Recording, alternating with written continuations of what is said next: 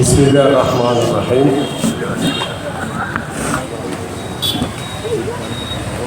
இந்த பிரச்சார கூட்டத்துக்கு தலைமை தாங்கி நெறிப்படுத்திக் கொண்டிருக்கின்ற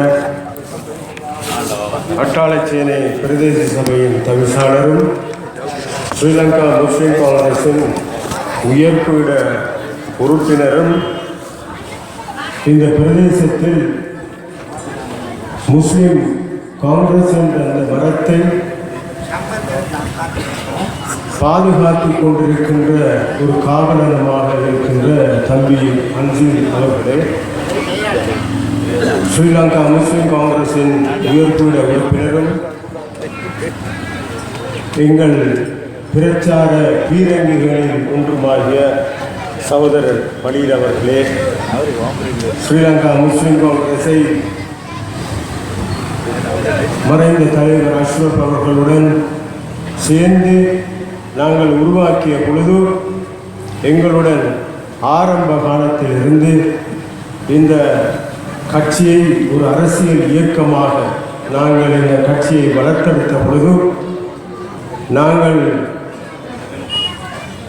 அந்த இரத்தத்தில் கையொப்பமிட்டு எடுத்த சத்திய பிரமாணத்தின் போது என்னுடன் கூட இருந்த சகோதரர் வாஹித் அவர்களே, இந்த மேடையிலே இருக்கின்ற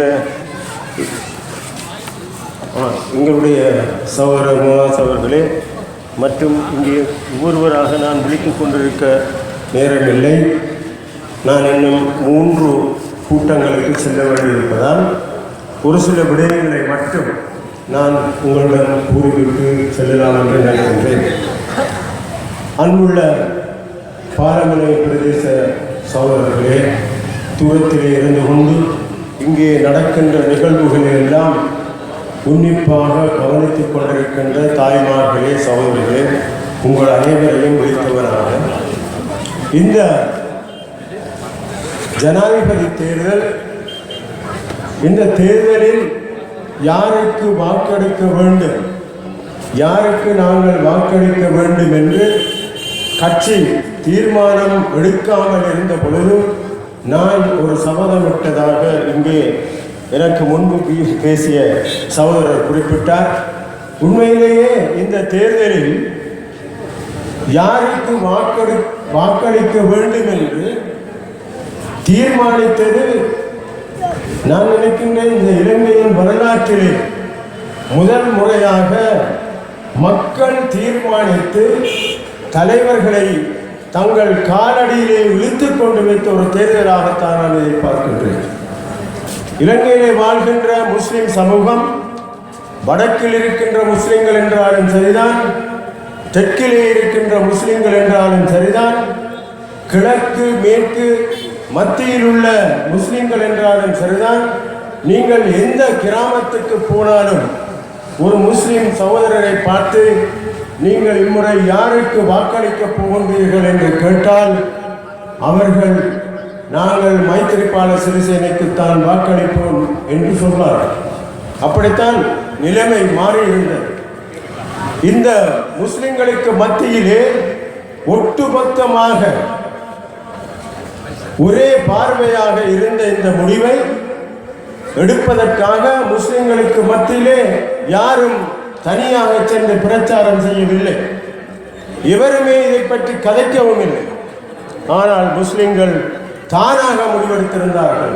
காரணம், கடந்த 2.5 வருடங்களாக இந்த நாட்டிலே முஸ்லிம் சமூகத்தின் மதம், கலாச்சாரம், அவருடைய இருப்பு என்பனவற்றுக்கு இந்த அரசாங்கத்தினால் உருவாக்கப்பட்ட ஒரு பெருந்தேசிய கடும்போக்கு இனவாத குழு ஒன்று முஸ்லிம்களுக்கு மத்தியிலே நூற்றுக்கணக்கான எதிர்ப்பு நடவடிக்கைகளை இந்த நாடு முழுதும் பூராக ஏற்படுத்தியதை கண்டு மனம் வருந்தி மனம் பதறி அந்த முஸ்லிம்கள் தானாகவே முடிவெடுத்திருந்தார்கள். அந்த முடிவுக்கு மத்தியில் மஹிந்த ராஜபக்ஷ என்ற இந்த நபருக்கு வாக்களியுங்கள் என்று சொல்லி நாங்கள் செல்வதாக இருந்தால் முஸ்லிம் தலைவர்கள் தங்களையே அழித்துக் கொள்கின்ற ஒரு தீர்மானமாகத்தான் அவை இருந்தது. எனவேதான் இந்த தேர்தல் உங்களுடைய தேர்தல், நீங்கள் எடுத்த முடிவு. உங்களது அந்த முடிவுக்கு தலை வணங்கி ஒவ்வொரு தலைவர்களாக தலை சாய்ந்து உங்கள் காலடியிலே வந்து கிடக்கின்ற அவர்களை கிடக்க வைத்த ஒரு தேர்தல். எனவே இது நீங்கள் முடிவெடுத்த தேர்தல். இன்று வரை இந்த அரசாங்கத்தில் இருந்த 26 பாராளுமன்ற உறுப்பினர் எதிர்கட்சிக்கு தாவி இருக்கின்றார்கள். இந்த விட 27, இதில் 14 பேர் முஸ்லிம்கள். இதை நீங்கள் மனதில் எடுத்துக்கொள். ஏன் 14 பாராளுமன்ற உறுப்பினர்கள்? சென்ற வாரம் போன எங்களுடைய ஃபைசர் முஸ்தபா அவர்கள் ஜனாதிபதியுடன் வலதுகரமாக இருந்து அவரை பாதுகாத்து வந்தவர், அவரும் கூட மாறியிருக்கின்றார். இதனை நீங்கள் யோசித்து பார்க்க வேண்டும். ஏனெனில் இதுவெல்லாம் இந்த நாட்டிலே முஸ்லிம்களுக்கு நடக்கின்ற அந்த அநியாயங்களை ஏற்றுக்கொள்கின்ற ஒத்துக்கொள்கின்ற ஒரு அங்கீகாரமாக நீங்கள் எடுத்துக்கொள்ள வேண்டும். எனவேதான் முஸ்லிம்கள் இந்த தேர்தலிலே நீங்கள் எல்லோரும் ஏற்கனவே முடிவெடுத்திருந்தாலும், ஆனால் இதில் முக்கியமான ஒரு விஷயம் என்னவென்றால், நீங்கள் தேர்தலிலே போய் ஒவ்வொருவரும் தவறாவது வாக்களிக்க வேண்டும். வாக்களிக்காவிட்டால், ஏனெனில் இந்த தேர்தலிலே வருகின்ற விமர்சனங்களை எல்லாம் பார்க்கும் பொழுது, இந்த பத்திரிகைகளிலே வருகின்ற ஆய்வுகளை எல்லாம் பார்க்கின்ற பொழுது, சிறுபான்மை சமூகம் ஒவ்வொருவரினதும் அந்த வாக்குத்தான் இந்த தேர்தலின் வெற்றியை தீர்மானிக்கப் போகின்றது. எனவேதான் ஒவ்வொரு சிறுபான்மை சமூகத்தினரும் தவறாது தங்கள் வாக்குகளை பிரயோகித்து நீங்கள் எடுத்த இந்த முடிவை அர்த்தமுள்ள ஒரு முடிவாக மாற்றி எடுக்க வேண்டும். இன்னும் ஒரு விஷயத்தை நான் சொல்ல வேண்டும். இந்த முக்கியமான தேர்தலின் பொழுது ஸ்ரீலங்கா முஸ்லிம் காங்கிரஸ் எந்த விதமான ஒரு நிபந்தனையும் இந்த அரசாங்கத்துக்கு வைக்கவில்லை. இதை நீங்கள் புரிந்து கொள்ள வேண்டும். எந்த விதமான நிபந்தனை நாங்கள் வைக்கவில்லை. நாங்கள் வைத்த ஒரே ஒரு நிபந்தனை, கடந்த கிழக்கு மாகாண சபை தேர்தலின் பின்னர் அந்த ஆட்சியை அமைக்க முடியாமல், அதற்குரிய போதிய ஆசனங்களை பெற்றுக்கொள்ள முடியாமல் இந்த அரசாங்கம் தத்தளித்து கிடந்த பொழுது, அதாவது தங்களது கோவணம் கலண்டு விழுந்த நிலையிலே தங்களது மானத்தை காப்பாற்றுவதற்கு வழியில்லாமல் இருந்த பொழுது அவர்களுக்கு எங்களுடைய உதவி தேவைப்பட்டது. 7 உறுப்பினர்களை வைத்துக் கொண்டிருந்த ஸ்ரீலங்கா முஸ்லிம் காங்கிரசின் உதவி அவர்களுக்கு தேவைப்பட்டது. அந்த முக்கியமான கட்டத்திலே நாங்கள் அவர்களுக்கு உதவி வழங்குவதற்காக நாங்கள் 8 நிபந்தனைகளை அவர்களிடம் வைத்தோம். அந்த 8 நிபந்தனைகளையும் இந்த தேர்தலுக்கு முன்பு நிறைவேற்றி தாருங்கள் என்ற ஒரே ஒரு நிபந்தனை மட்டும்தான் இந்த அரசாங்கத்திடம் நாங்கள் வைத்தோம். ஒரு புதிதாக எந்த நிபந்தனையை நாங்கள் வைக்கவில்லை. அந்த நிபந்தனையில் ஒன்றுதான் இந்த கரையோர மாவட்ட விஷயம். இலங்கையில் நடந்த இவ்வளவு காலமும் நடந்த இந்த தேர்தல்களிலே கரையோர மாவட்டம் முக்கியமாக பேசப்பட்ட ஒரு பேசு பொருளாக, எல்லா இனத்தினரும் பேசுகின்ற ஒரு பொருளாக மாறிய தேர்தல் இந்த தேர்தல் மட்டும்தான்.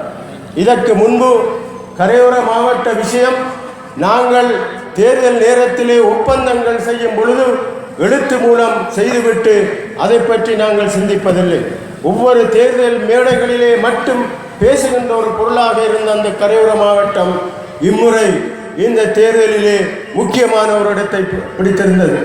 அந்த கரையோர மாவட்டத்தை நாங்கள் இந்த தேர்தலிலே முக்கியமான ஒரு கருப்பொருளாக எடுத்ததற்கு காரணம், இந்த அரசாங்கம் மட்டும்தான் 3-2 பெரும்பான்மையுடன் இந்த நாட்டிலே இருந்து கொண்டிருந்தது.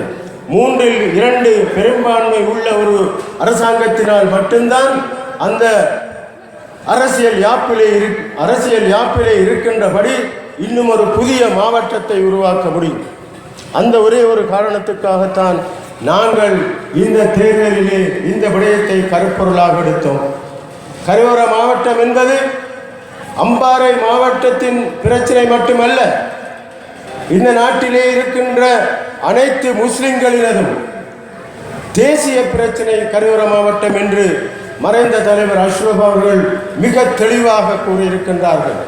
1986ஆம் ஆண்டு இதை ஒரு அரசியல் கட்சியாக ஆக்கிவிட்டு அவர் செய்த முதலாவது கொள்கை பிரகடனம் எமது பார்வை என்ற புத்தகத்திலே மிகவும் தெளிவாக அதை சொல்லியிருக்கின்றார். கரையோர மாவட்டம், தென்கிழக்கு மாவட்டம் இந்த நாட்டில் உள்ள சகல முஸ்லிம்களுக்கும் உரிய ஒரு தளமாக இருக்கும் என்று அவர் குறிப்பிட்டிருக்கின்றார். எனவேதான் இந்த தேர்தலிலே முஸ்லிம் காங்கிரஸ் அதை முதன்மைப்படுத்தியது.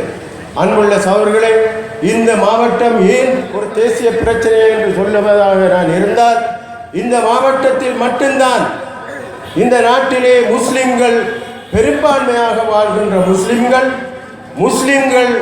முஸ்லிம் வாக்குகளால் முஸ்லிம் பிரதிநிதிகளை தெரிவு செய்கின்ற ஒரே ஒரு பிரதேசம் இந்த கரையோரம் மாவட்டம்தான் என்பதை புரிந்து கொள்ள வேண்டும்.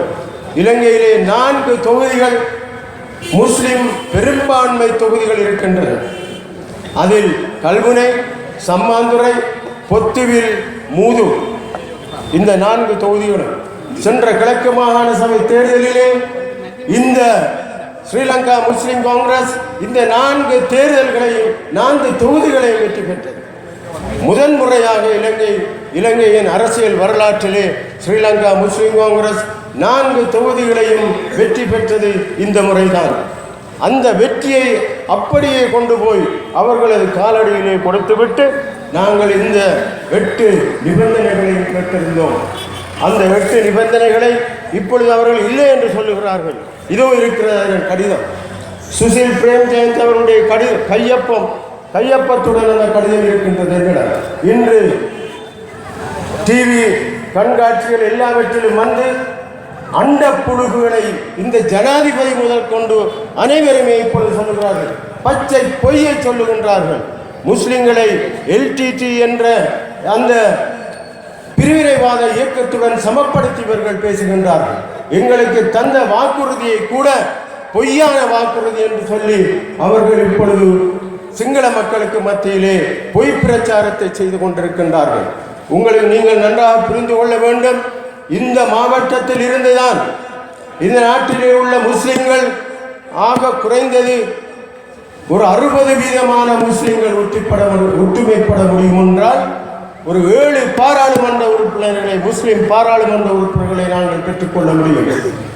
ஒரு 10-12 மாகாண சபை உறுப்பினர்களை நாங்கள் பெற்றுக்கொள்ள முடியும். அதே போன்று ஒரு 7-8 உள்ளூராட்சி மன்றங்களை நாங்கள் ஆட்சி செய்ய முடியும். எல்லாம் இந்த மாவட்டத்தில் இந்த 3 தொகுதிகளில் இருந்தால் இதுதான் எங்களுடைய பலம்.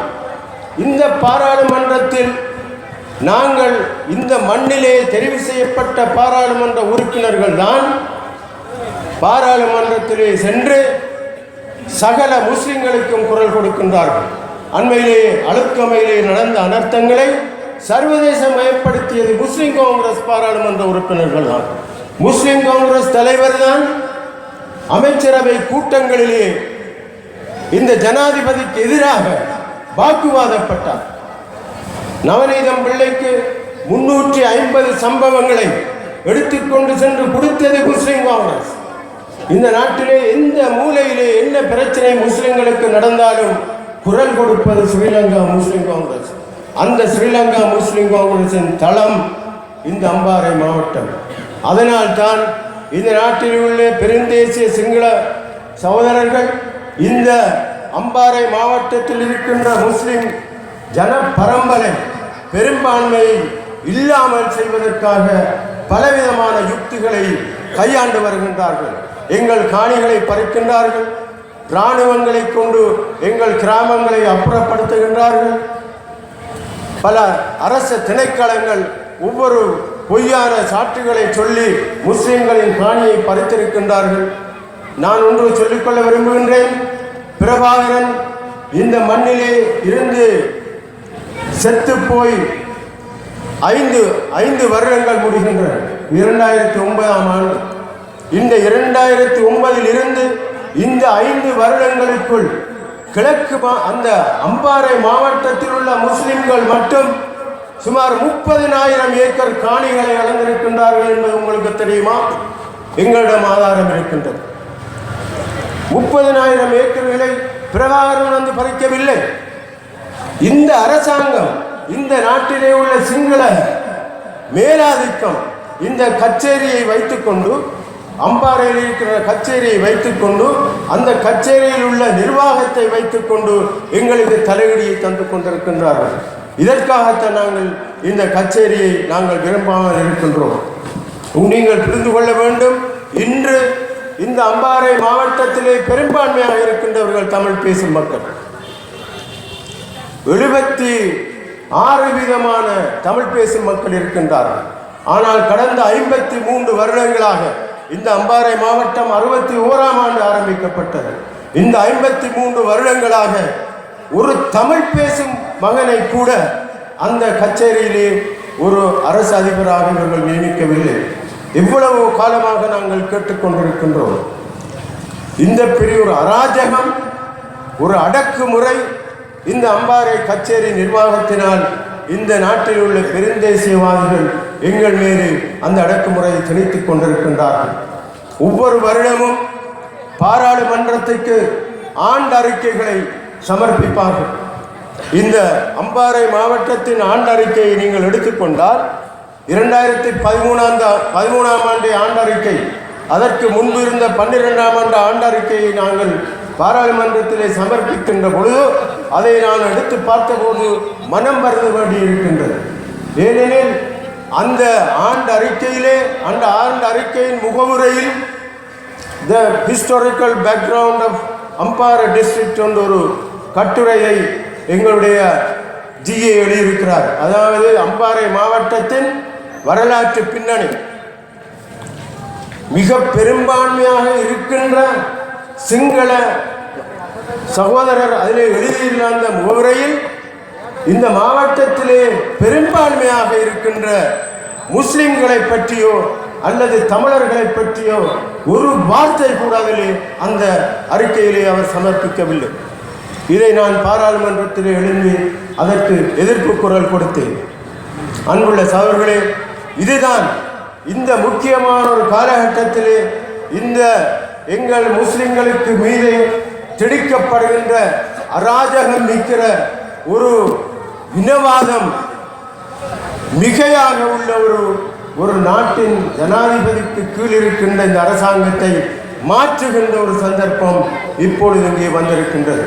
இம்முறை இந்த நாட்டில் உள்ள முஸ்லிம்கள், தமிழர்கள் மட்டுமல்ல, இந்த நாட்டில் நீதியான நேர்மையான ஒரு ஆட்சியை எல்லா சமூகங்களிடம் சேர்ந்து வாழக்கூடிய ஒரு புதிய உலகத்தை காண வேண்டும் என்று துடிக்கின்ற பெரும்பான்மை சமூகத்தினர் கூடியதாக சுமார் 70% சிங்களவர்களும் இந்த சிறுபான்மை சமூகம் இப்பொழுது ஒன்றிணைந்திருக்கின்றார்கள். இந்த கட்டத்திலே தான் இந்த தேர்தல் நடந்து கொண்டிருக்கின்றது. எனவே அன்புள்ள சகோதரர்களே, இந்த தேர்தல் நமது இந்த பிரதேசத்தின் மட்டுமல்ல, இந்த நாட்டில் உள்ள சகல சிறுபான்மை சமூகங்களும் மிகவும் ஆவலுடன் எதிர்பார்த்திருக்கின்ற ஒரு தேர்தல். இந்த தேர்தலிலே ஒரு வரலாற்று மாற்றத்தை நாங்கள் உருவாக்க வேண்டி இருக்கின்றது. அந்த மாற்றத்தில் உருவாகின்ற அந்த மாற்றத்தில் நீங்களும் ஒரு பங்காளிகளாக, அர்த்தமுள்ள பங்காளிகளாக மாறுவதற்காக இந்த தேர்தலிலே ஒன்று திரண்டு நீங்கள் இந்த ஜனாதிபதியை அவருடைய ஆட்சியை ஒழிப்பதற்காக முன்னின்று உழைத்து நீங்கள் இந்த முஸ்லிம் சமூகத்தின், ஒட்டுமொத்த முஸ்லிம் சமூகத்தின் எதிர்பார்ப்பை நிறைவேற்ற வேண்டும் என்று கேட்டு விடைபெறுகின்றேன். நன்றி. அஸ்ஸலாமு அலைக்கும்.